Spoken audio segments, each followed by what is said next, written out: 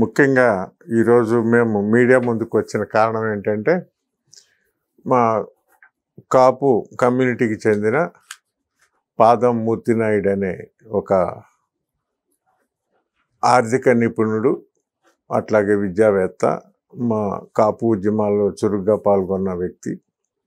ఇతడు పాయింట్ అని ఒక ఈ పేపర్ నిర్వహిస్తున్నాడు. అందులో కొన్ని బాలరాజు పోలవరం ఎమ్మెల్యే మీద ఏదో కొన్ని వార్తలు రాశాడనే నెపంతో అతన్ని రాత్రి అరెస్ట్ చేసి ఏలూరు సబ్ జైలుకి పంపడం జరిగింది. ఇక్కడ ముఖ్యంగా మేము చెప్పదలుచుకుంది ఏంటంటే ప్రభుత్వ పరమైన అంటే టీడీపీ వ్యక్తుల్ని కానీ అలాగే ప్రభుత్వంలో వాళ్ళ అనుకూలు కానీ అలాంటి వాళ్ళని ఎవరినైనా విమర్శిస్తే అక్కడున్న కూటమి ప్రభుత్వం అని లేదా టీడీపీయే ప్రధానమైంది కాబట్టి టీడీపీ ప్రభుత్వం అంగీకరించడానికి వాటికి సిద్ధంగా లేదు. ఇవి గతంలో ఇరు పార్టీలు అంటే వైఎస్ఆర్సీపీ కానీ టీడీపీ కానీ ఒకళ్ళని ఒకళ్ళు సాధించుకునే ధోరణి ఒకటి కొనసాగుతూ వస్తూ అది విస్తరించి అసలు టీడీపీ పార్టీకి వ్యతిరేకమైన వాళ్ళు ఎవరైనా సరే వాళ్ళ మీద అదే పద్ధతిలో కక్ష సాధింపు చర్యలకు పాల్పడటం జరుగుతుంది. దానిలో భాగమే మా మూర్తినాయుడిని అరెస్ట్ చేయటాన్ని మేము చూస్తూ ఉన్నాం. ఇక్కడ అతను ఒక ఈ పేపర్ నడుపుకుంటున్నాడు. ఈ పేపర్ నడుపుకుంటూ పేపర్లో వచ్చిన ఆర్టికల్ని బేస్ చేసుకొని అరెస్ట్ చేయటం అంటే ఇది పత్రికా స్వేచ్ఛకి భంగం కలిగించటంగానే చూడాల్సి ఉంటుంది. ఇది కాపుల పట్ల వీళ్ళు ఈరోజు కాదు, ఈ తెలుగుదేశం ప్రభుత్వం గతంలో మా రిజర్వేషన్ ఉద్యమం 2016 నుంచి మొదలైన ఉద్యమం టైం నుంచి కూడా కాపుల పట్ల ఒక వివక్ష పూరితంగా వ్యవహరిస్తూ ఉన్నది. అప్పట్లో ఉద్యమపరంగా ఎంతోమంది మీద, వేల మంది మీద కేసులు పెట్టిన చరిత్ర తెలుగుదేశం పార్టీది. అలాగే తర్వాత వచ్చిన వైఎస్ఆర్సీపీ ప్రభుత్వం ఏ కారణంగానే కానీ కాపుల మీద ఉన్న కేసులు ఎత్తేస్తే ఈ మధ్యకాలంలో ఆ కేసులు తిరగదోడే ప్రయత్నం కూడా టీడీపీ చేసింది. అదంతా పత్రికల్లో అందరూ చూసే ఉంటారు.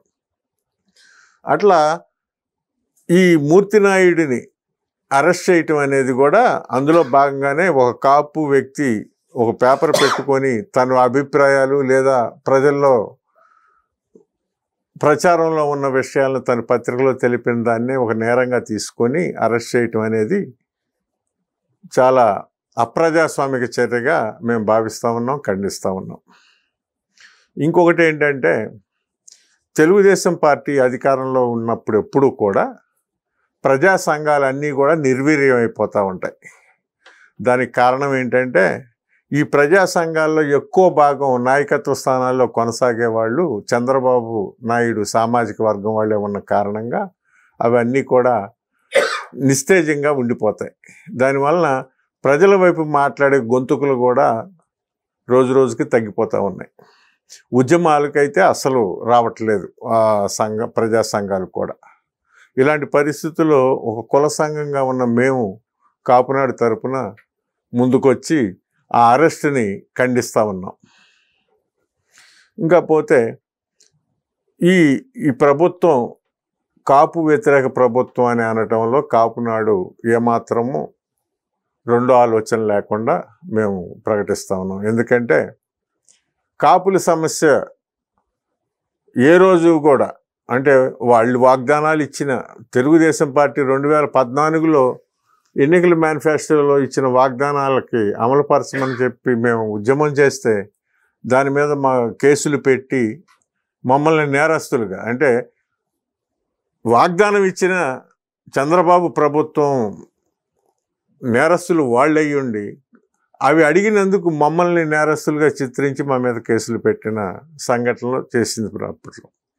మొత్తంగా అసలు ఈ తెలుగుదేశం ప్రభుత్వం పరిపాలన మొత్తం కాపు వ్యతిరేకతతోటే కొనసాగుతుంది అని మేము చెప్పదలుచుకున్నాం. ఎందుకంటే గ్రామాల్లో ఈరోజు చూస్తే కాపులు చాలా సామాన్యమైన కాపులు చాలా రకాల ఇబ్బందులకు గురవుతూ ఉన్నారు. అలాగే రాజ్యాధికారం విషయంకి వస్తే గతంలో చంద్రబాబు పట్ల వ్యతిరేకతతోటి, అంటే ఉద్యమ కాలంలో చంద్రబాబు చేసిన నిర్బంధానికి వ్యతిరేకంగా ప్రజలు కొద్దిగా కాపు ప్రజలు వైఎస్ఆర్సీపీ వైపు మొగ్గితే 152 సీట్లు ఏమో అతనికి వచ్చిన పరిస్థితి. అలాగే పవన్ కళ్యాణ్ రాజకీయాల్లో ఉండి కూటమి ప్రభుత్వంలో భాగమయ్యి కాపులందరూ తనకు చేయమని చెప్పి కోరి కాపులు కూటమి వైపు మొగ్గితే వీళ్ళకి 168 సీట్లు వచ్చిన పరిస్థితి మనం చూస్తూ ఉన్నాం. అంటే కాపులు ఒక 3% ఓటర్ల కాపులు కానీ ఏ పార్టీకి చేస్తే ఆ పార్టీ అధికారంకి వచ్చే పరిస్థితులు ఇవాళ ఉన్నాయి. అలా అధికారం సాధించుకోవటానికే కాపులు కావాలి కానీ కాపుల సమస్యలు తీర్చడంలో మాత్రం ప్రభుత్వాలు వెనకంజేస్తుంది. ఇది అక్కడ వైఎస్ఆర్సీపీనా టీడీపీనా అని కాదు, ఎవరైనా కూడా అదే పద్ధతి అవలంబిస్తూ ఉన్నారు. అలాగే ముఖ్యంగా ఇవాళ టీడీపీ ప్రభుత్వాన్ని కాపు వ్యతిరేకమైన ప్రభుత్వాన్ని అనడానికి కారణం ఏంటంటే, కాపులకు సంబంధించి గతంలో వైఎస్ఆర్సీపీ ప్రభుత్వంలో కాపు నేస్తం పేరు మీద కాపు మహిళలందరికీ కూడా కాపు నేస్తం పేరు మీద డబ్బులు సంక్షేమ పథకాలు అమలు పరిచిన పరిస్థితి ఉంటే ఇవాళ ఆ పథకాన్ని పూర్తిగా రద్దు చేశాడు.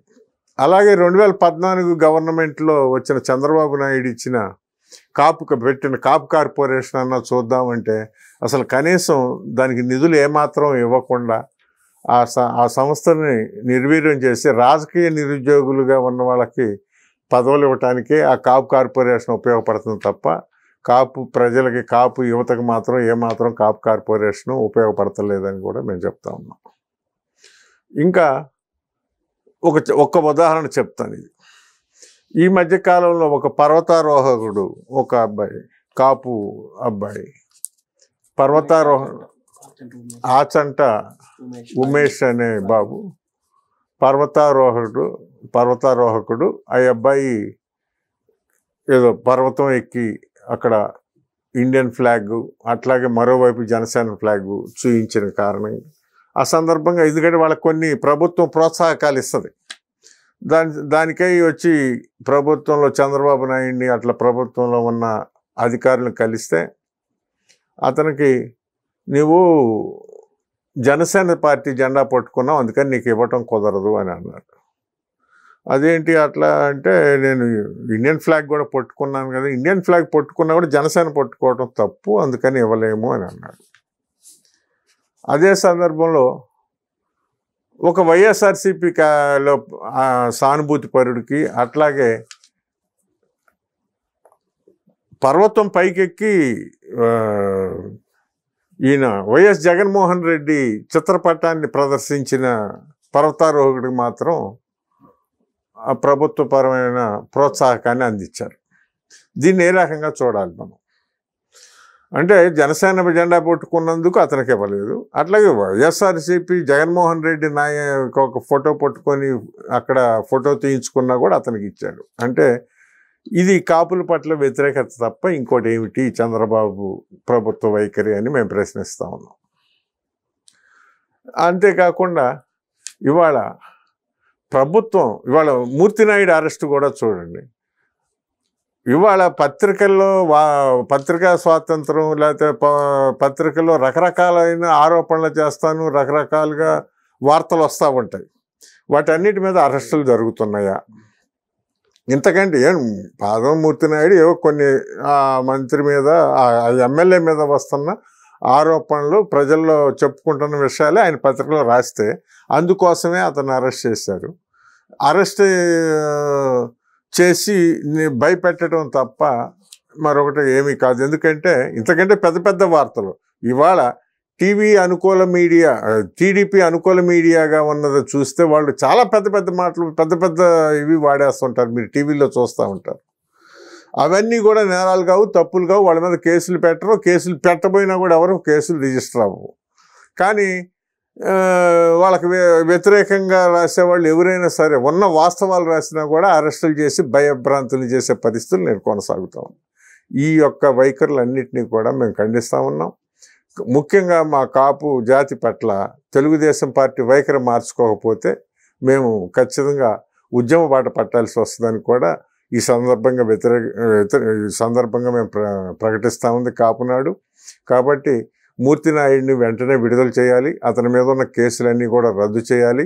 ఒకవేళ అతను చేసిన ఆరోపణలు పత్రికలో ప్రచురించిన వార్తలు అబద్ధాలు అయితే దాని మీద వేరే పద్ధతుల్లో చర్యలు తీసుకోవచ్చు. ప్రభుత్వ పరంగా అధికారం న్యాయ పోరాటం చేయొచ్చు, పరువు నష్టం దావాలు వేయొచ్చు, చాలా చేయొచ్చు, లేదా బహిరంగ క్షమాపణ డిమాండ్ చేయొచ్చు, రుజువు చేయమని చెప్పి బహిరంగ కోరవచ్చు. బోల్డ్ అనే పద్ధతులు ఉన్నాయన్నీ కాకుండా తన చేతిలో ఉంది కదా అని పోలీసు యంత్రాంగాన్ని ఉపయోగించుకొని కేసులు పెట్టి దాదాపు 10 రకాల సెక్షన్లు అతని మీద పెట్టి ఎస్సీ ఎస్టీ యాక్ట్ కూడా పెట్టి అతన్ని అరెస్ట్ చేయటం అనే ఈ యొక్క వైఖరిని మేము ఖండిస్తా ఉన్నాం. కాపునాడు తీవ్రంగా ఖండిస్తుంది. కాపు ఉద్యమకారులందరూ కూడా దీని మీద స్పందించాల్సిందిగా కూడా మేము కోరుతా ఉన్నాం.